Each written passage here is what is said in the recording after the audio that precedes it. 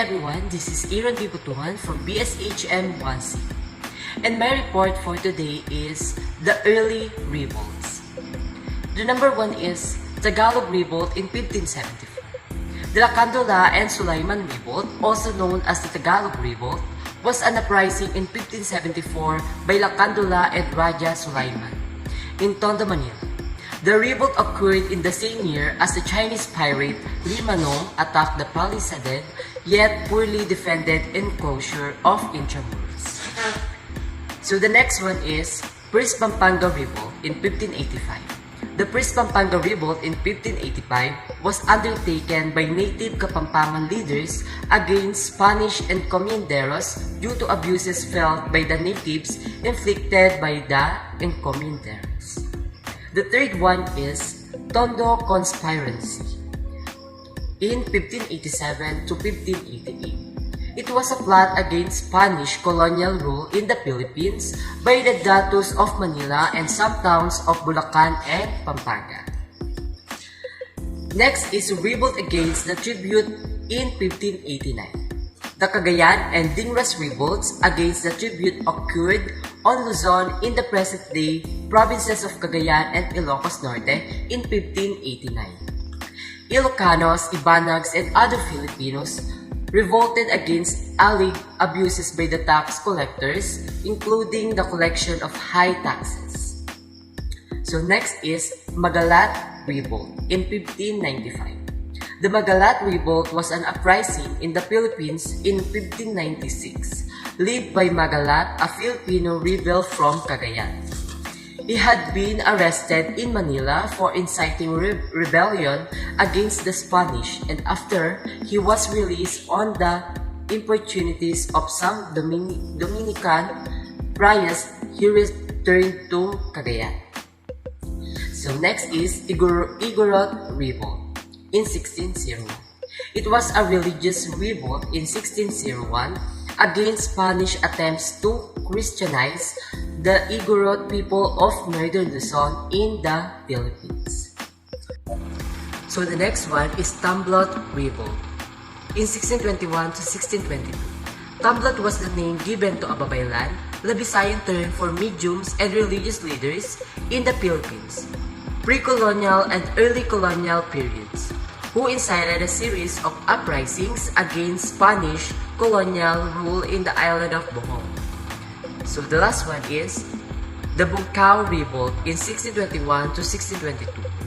Was a religious uprising against Spanish colonial rule led by Bangkaw, the Datu of Carigara in the present-day Carigara, Philippine province of Leyte.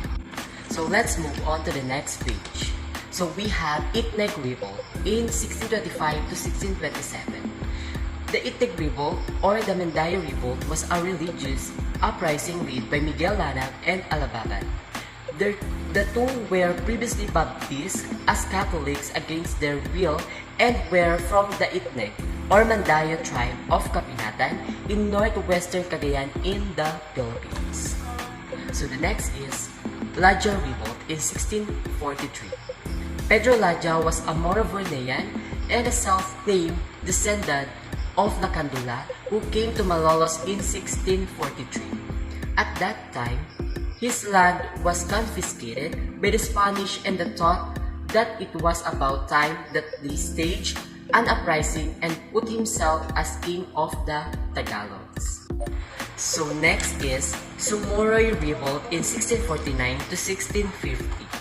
Agustin Sumoroy, better known as Juan Sumoroy, was a Filipino hero and waray leads of the Sumoroy Rebellion, a rebellion of native Filipinos against colonial Spanish forces that occurred in eastern Visayas in 1649 to 1650. So the next one is Maniago Revolt in 1660. The Maniago Revolt was an uprising in Pampanga during the 1660s. It was a revolt against the Spanish during the colonial period and was named after its leader, Francisco Maniago. During that time, Pampanga drew most of the attention from the religious group because of its relative wealth. So the next one is Malong Revolt in 1660 to 1661. Malong started his campaign in a guy called Malong Vale, but failed. Having the same condition as in Pampanga, he led the people in Pangasinan to take up arms against the Spaniards. It spread like wildfire in Pangasinan. So the next is Almasan Revolt in 1661. Pedro Almasan was angered by the severe injustice of the Spaniards. In protest against Spanish despotism and to expel the colonizers from his domain, Almasan planned upstaging armed revolution. So we have Panay Revolt in 1663. The Panay Revolt was a religious uprising in 1663 that involved Tapar, a native of the island of Panay, who wanted to establish a religious cult in the town of Oton. He attracted some followers with his stories about his frequent conversations with a demon. So the next one is Argarian Revolt 1745 to 1746. The Argarian Revolt was a revolt undertaken between the years 1745 and 1746 in much of the present-day Calabarzon, specifically in Batangas, Laguna, and Cavite, and in Bulacan, with its first sparks in the towns of Lian and Nasugbu in Batangas. So, let's move on to the next page on early revolts.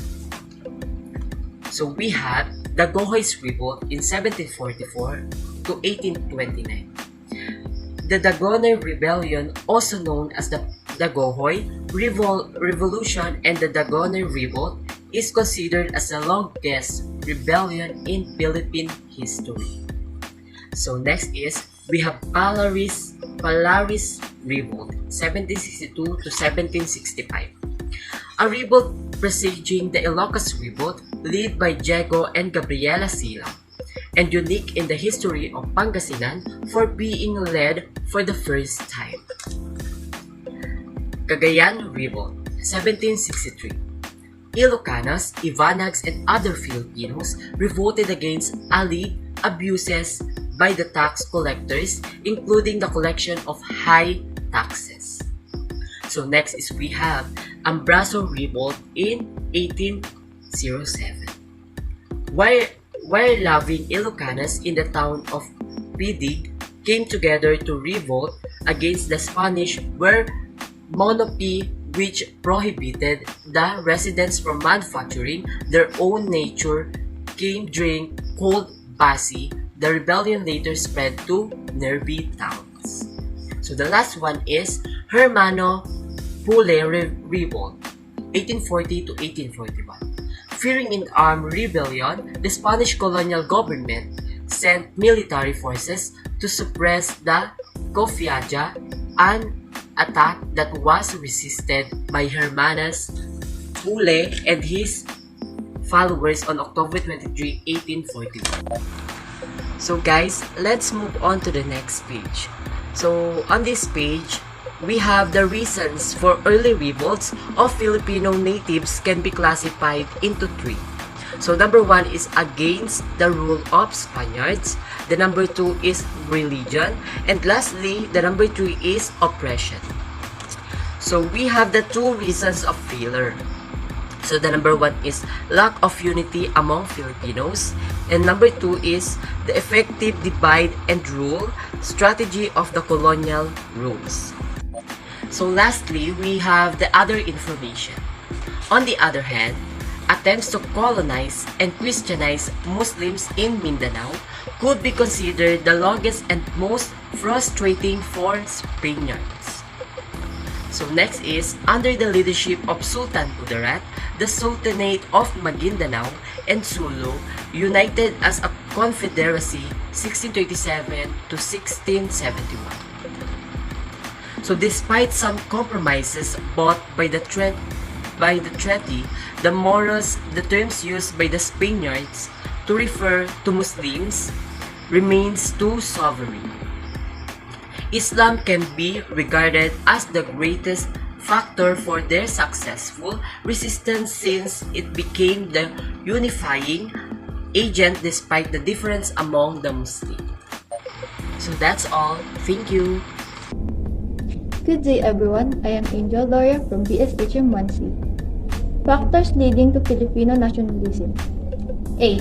Opening of the Philippines to the world commerce 1834. In 1834, Manila was opened to world trade.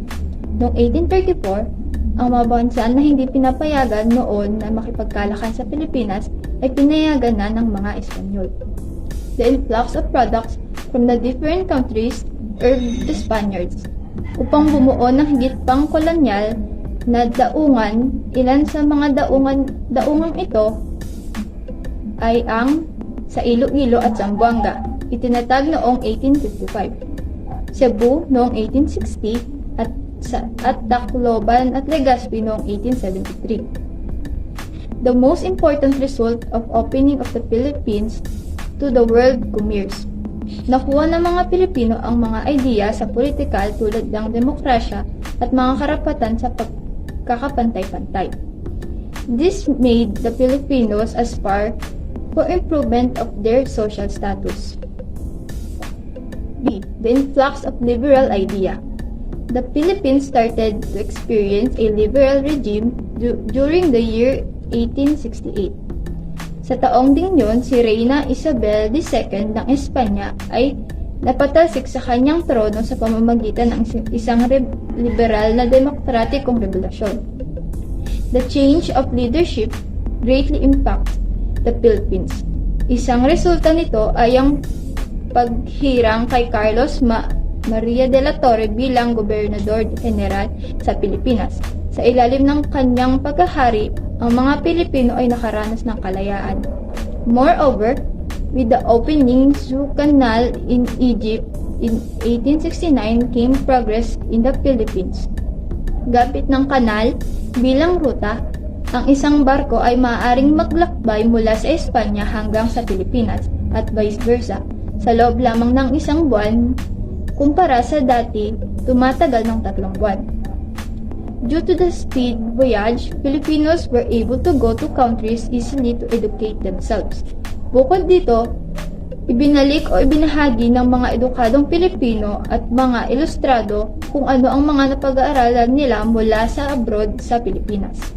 C. Secularization movement. At first, the movement was a struggle between two kinds of Spanish priests, na secular and regular.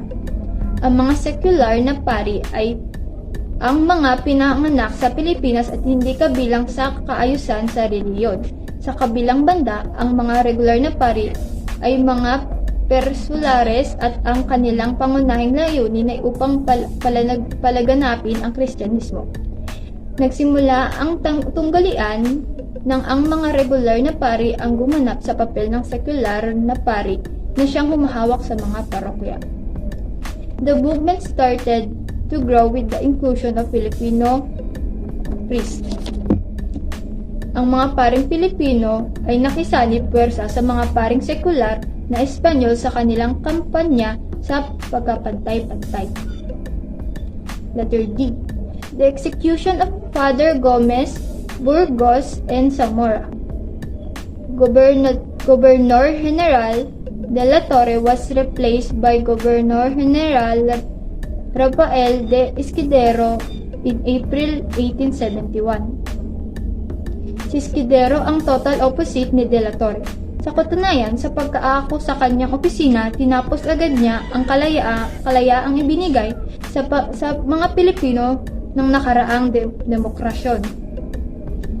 On the night on January 22, 1972, Arsenal workers in Cavite headed by Sergeant La Madrid Mutinay. Ang pag-aalsa ay dahil sa pagtatagal ng eksepsyon ng tribute at forced labor na tinangkilik ng mga manggagawang Arsenal mula noong 1740 ni Escudero. The Cavite Mutiny was easily suppressed by the Spanish troops. However, this was used by the colonial ruler to stop the secularization movement. Ginawa nilang parang sangkot ang ilan sa mga secular na pari sa pag-aalsa. The accused Father Jose Burgos Jacinto Zamora and Mariano Gomez to have led the mutiny. Noong Pebrero 17, 1872, pinatay sila sa pamamagitan ng garote sa luneta. And now, let's talk about the different campaign reforms. But before I start, I would like to introduce myself. My name is Mel Kevin L. Cordova. So first, we have the propaganda movement. This was a reform movement composed of Filipino ilustrados in Spain in 1882. Propaganda movement is a reform and national consciousness movement that arose among young Filipino expatriates in the late 19th centuries. The notable members included are Jose P. Rizal. He is a doctor, novelist, polyglot artist, engineer, and scientist, among others, followed by Marcelo H. Del Pilar. He is a writer, propagandist, and debater. Followed by Graciano Lopez Jaena. He is a journalist and orator. Followed by Juan Luna. He is one of the famous painters in the history of the Philippines, and he is the younger brother of Antonio Luna. Followed by Antonio Luna. He is the older brother of Juan Luna, the bravest general in the history of the Philippines, and he is a pharmacist and writer. Followed by Pedro E. Paterno. He is a writer and a lawyer. Followed by Mariano Ponce. He is a writer. Followed by Gregorio Sangtiangco. He is economist and lawyer. Followed by Jose Maria Panganiban. He is a writer and linguist. Followed by Antonio M. Regidor. He is a lawyer. Followed by Isabelo de los Reyes. He is a writer and a historian. Being a reform movement, the propaganda did not plan to overthrow the Spanish colonial government but instead aimed for a certain change and improvements, such as number 1, abolition of oppressive taxes and forced labor. Number 2, equal opportunities for the Filipinos to serve the government. Number 3, secularization of the Filipino parishes. And number 4, the representation in Spanish courts. In order to voice out their campaign, they established a newspaper called La Solidaridad in Barcelona, Spain. Graciano Lopez Jaena was the first succeeded editor with Marcelo H. Del Pilar. The first issue dates back February 15, 1889, and the final editorial section was issued on November 15, 1895. The reformist used a pen name when writing the newspaper, such as Laon Laan for Rizal, Diego Lora for Lopez Jaena, Garidel for Marcelo H. Del Pilar, Tagailog for Antonio Luna, Yumapa for Jose Maria Panganiban, and Nani Kalipulaco and Tigbalang for Mariano Ponce. Hi, I'm Sherilyn Zuniga, and I will discuss about Filipino Masonry and La Liga Filipina. Freemasonry is a brotherhood or fraternity of men who join together for a specific purpose. Ang Freemasonry ay isang kumakalat na samahan sa buong bansa na likas na lihim. Ang salitang tulad nito ay nagmula sa Pranses na Mason na nangangahulugang bricklayer. Ang Freemasonry ay isang tool o naglalayon para sa pagsasanay sa moral na gumagamit ang simbolismo ng construction bilang isang ugnayan ng kaunlaran sa moralidad ng tao. Sa makatuwid, ang mga kasapi nito ay dumadaan sa isang serye ng mga prosesong na pag-aaral na nakatuon sa pagbuo ng kakayahang makinig, sumasalamin, at magdialogo upang sa ganitong paraan ay mai-apply nila sa kanilang kapaligirang panlipunan. Sa taong 1953 ay nakilala o nagkaroon ng pagkakakilanlan ang Masonic Lodge sa Pilipinas. Ano nga ba ang Masonic Lodge? Ang Masonic Lodge ay isa sa mga pangunahing organisasyonal na unit ng Freemasonry. Ang lodge ay nagsasagawa ng mga pagpupulong at karaniwang formal na negosyo ng anumang maliliit na organisasyon.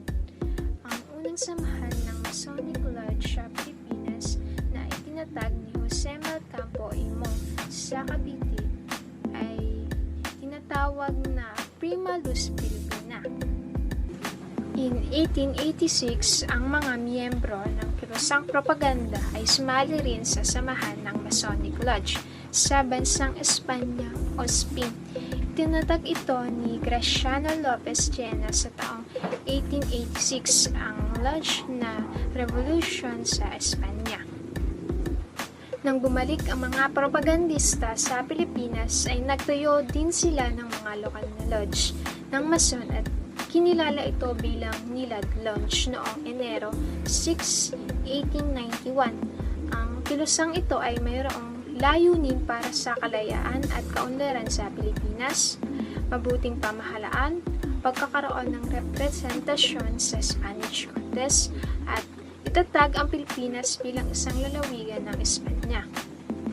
Nandito ang Samahang Wala Na ay isa namang Masonic Lodge na binubuo ng mga kababaihan at kabilang din dito ang mga kapatid ni Dr. Jose Rizal na sina Josepa at Trinidad at kabilang din dito sina Rosario Villaruel, Marina Dizon, Valerian de Gaspi, Romuald de Lanuza, Sixta Fajardo at Purificación Leiva. La Liga Filipina. Ang La Liga Filipina ang samahang itinatag ni Dr. Jose Rizal noong Hulyo 3, 1892 sa panahon na kung saan umuusbong ang militanteng nasyonalismo sa lipunang Pilipino. Ang hangarin ng samahang ito ay ang pagkakaroon ng pagkakaisa ng buong Pilipinas, pagtataguyod ng mga reforma, pagbibigay ng suporta sa edukasyon, agrikultura at komersyo, paglaban sa anumang uri ng karahasan at di makatarungang gawain, at ang huli ay ang pagbibigay ng proteksyon at tulong sa bawat kasapi. Ang samahang ito ay pinamumunuan ni Ambrosio Salvador bilang Pangulo, Bonifacio Arevalo bilang Ingat-Yaman, Deodato Arevalo bilang Kalihim, at Agustin de la Rosa bilang Piskal ng nasabing samahan habang may 14 naman itong kagawad. Kabilang dito sina Andres Bonifacio at Apolinario Mabini. Para magkaroon ng pagkakaisa ang mga Pilipino para sa mga reforma, sila ay nagtalaga ng mga konseho sa bawat dalawigan, bayan at lungsod na kilala bilang Supreme Council, Provincial Council at Popular Council. Noong Hulyo 6, 1892 ay inaresto ng mga Kastila si Dr. Jose Rizal at ipinatapon sa dapitan ng Gobernador General Despujol dahil sa pagka-alarma sa samahang itinatag nito. Formation of Katipunan. Katipunan or kataas-taasang kagalang-galangang katipunan ng mga anak ng bayan or KKK was a secret revolution society. It was founded at the house of Deodato Arellano at the 72th Azcaraga Street, present Claro M. Recto. Headed by Andres Bonifacio. Main objective was to unite Filipino and to make a Philippines an independent state from the Spain. Supreme Council, kataas-taasan sanggunian, at the central organ of the Katipunan. It was composed of the President Supremo, a fiscal, a secretary, and a treasurer. Listed below were the officers at the Supreme Councils during the first elections. Supreme Council Officer: President Deodato Arellano, Comptroller Andres Bonifacio, Fiscal Ladislao Diwa, Secretary Teodoro Plata, Treasurer Valentina Diaz. It must be taken note of it was only in the year 1895 when the Andres Bonifacio himself assumed the position of the Supremo. Furthermore, sangguniang hukuman. Judicial Council was organ in the KKK that passed judgment to members who violated the rules of the group. The Secretary Chamber, composed of the Bonifacio Emilio Jacinto and Pio Valenzuela, on the other hand, was responsible for giving the punishment to those who exposed information about the group. The Katipunan Assembly was composed of the President of the All Council. Kalayaan was the Society official newspaper. It was published through printing press of the Spanish newspaper. Diario de Manila, Emilio Jacinto, who wrote the Cartilla ng Katipunan containing the teaching as the Katipunan served as the editor of the newspaper. Katipunan membership. Each person required 2 new members. Then the recruited members have to do the same process. The first triangle was initiated by Andres Bonifacio, Teodoro Plata, and Ladislao Diwa. However, this method was replaced by a new system as it was deemed slow and complicated. The new method was using secret rites copied from Masonry. The potential member must undergo a series of trials to test his courage and love for the country. Once he passes, he will promise to guard and defend the secrets of the Katipunan. Then, he will sign his name using his blood on the society's roster. Official members then will adopt a Katipunan member and will be classified into corresponding grades. The 3 grades of members in KKK are namely Katipunan, Kawal, and Bayani.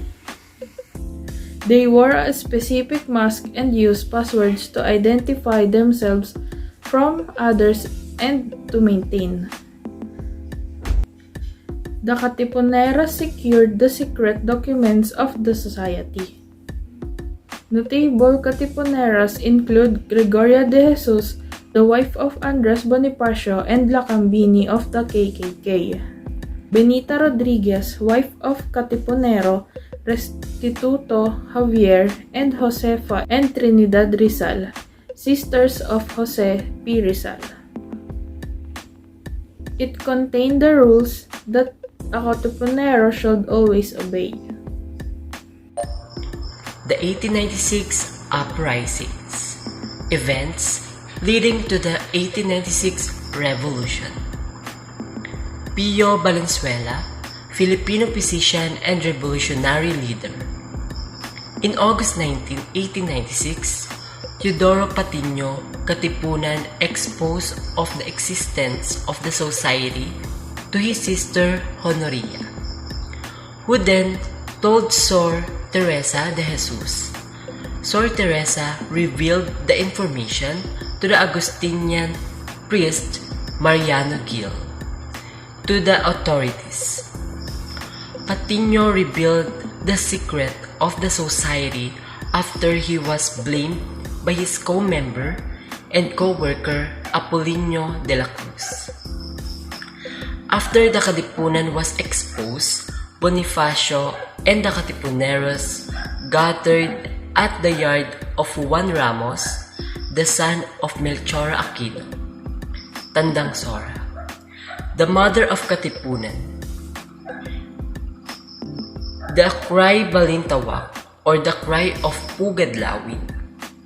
At the height of the revolution, the 2 factions of Katipunan, Magdalo and Magdiwang, intensified. To settle the dispute on March 22, 1897, a meeting was held in Tejeros, Cavite. Despite Aguinaldo being not present, he still won as the president.